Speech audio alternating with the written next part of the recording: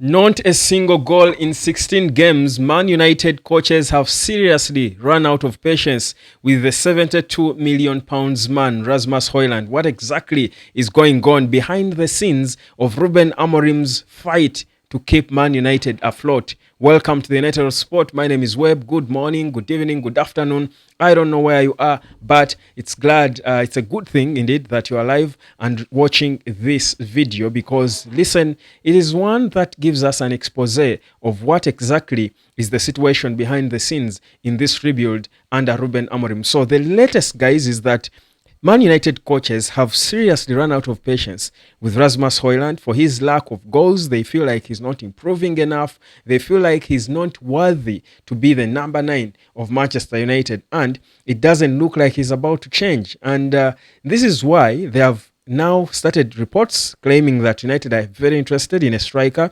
Mentions of Victor Osimhen have become so common now. I think you've been seeing them all over the place. The rumors about Victor Osimhen as a player that Man United have idolized. I think they are monitoring his situation with Napoli. They feel that considering how him and Napoli fell apart, they think United can capitalize on that situation and get Victor Osimhen on a cheap. So that is one of the reports that is coming through. But also, Chido Obi is increasingly becoming a top of the talk, because people seem to be happy with his progress. Not the finished article, not there yet. And of course, people will say every day talk about Chido, but it's the situation. It's the biggest situation now at Man United. The lack of goals, the lack of signs that goals are going to come from Rasmus Højlund, not from the strikers, is a big concern for the club. And that's why every day there is something about it. So Chido is, for the immediate, looked at as a quick fix, not a fix per se, but an option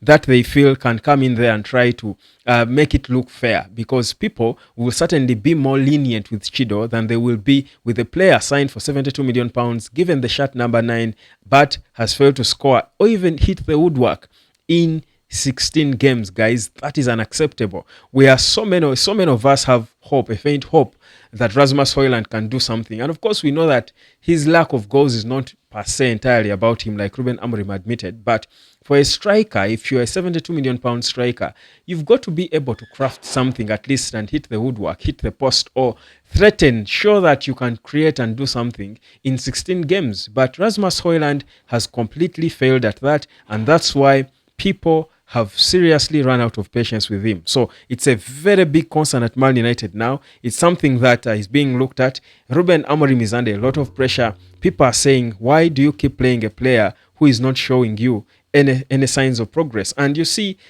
we want to defend Rasmus Højlund, but the reality is he does not help himself enough.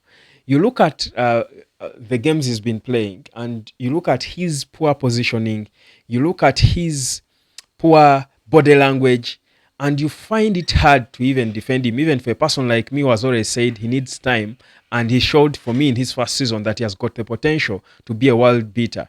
Perhaps alone, maybe it's the pressure, because he's the number 9, he's the only number 9 at the club. And you see, I sort of understand what Erik Ten Hag and his thought process were when it was said that Ten Hag wanted to sign Højlund, but also a more senior player for him to learn from, because the pressure and the burden of being the number 9 of Man United is so much on him. And you look at it and see that Zagzi, who was brought in as an option, as a backup for him, is not a number 9. So it's clear now that Rasmus Højlund is the only senior number 9 we have. He's not even senior himself. Remember, he had only scored a few goals for Atalanta.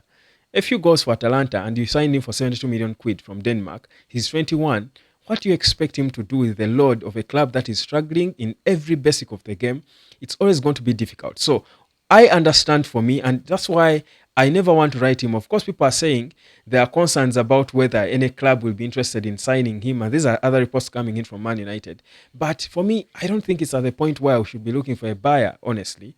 I feel, if anything, the very worst we can do is loan him out for some time, because no one is going to pay us money, any reasonable amount of money. We signed him for 72 million quid. I don't think he should be gone for a player who scored the goals he scored in his first season, given how bad Man United were. So for me, I think it's a concoction of issues. Yes, his confidence is gone.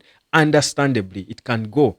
He's a young player with a lot of pressure, a lot of expectation. The burden on him is humongous. Playing in a new system with a new coach in Ruben Amorim, who is under pressure. For the pressure for goals is there. The team is not creating enough chances. The guy has lost his confidence. What do you do to help him?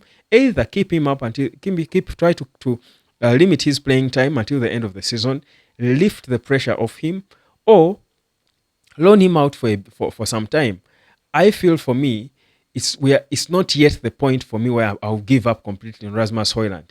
I might say he's not going to help me in the immediate. He's not going to help us get goals enough to keep us afloat now, because the pressure is there and the season is still going on. So every time he steps on the pitch, it's all going to down on him.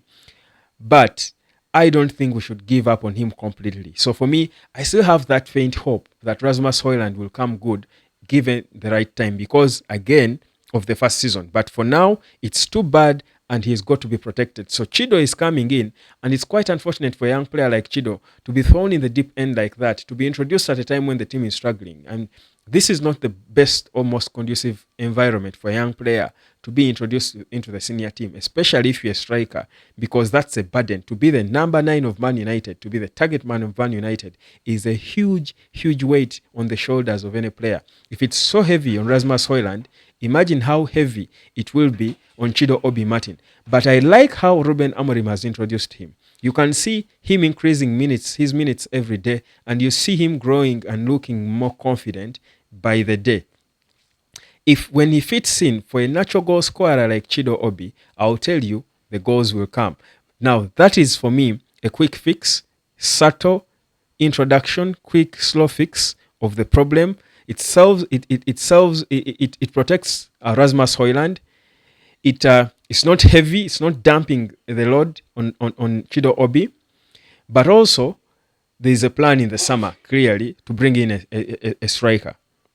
So, and that is why Ineos are doing everything to try and secure every penny they can. That's why they are stopping the mills, for the staff. They are doing everything in their power to secure and save every single penny so that it should be redirected and refocused on the first team to improve it, so that they can sign players who they believe can improve the squad for Ruben Amorim to work with. So I see what the club is doing.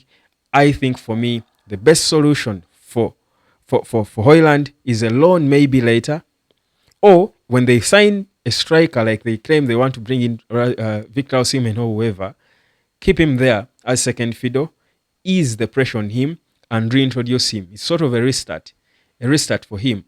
I think that would look okay for Rasmus Højlund. So that's what's going on at Man United.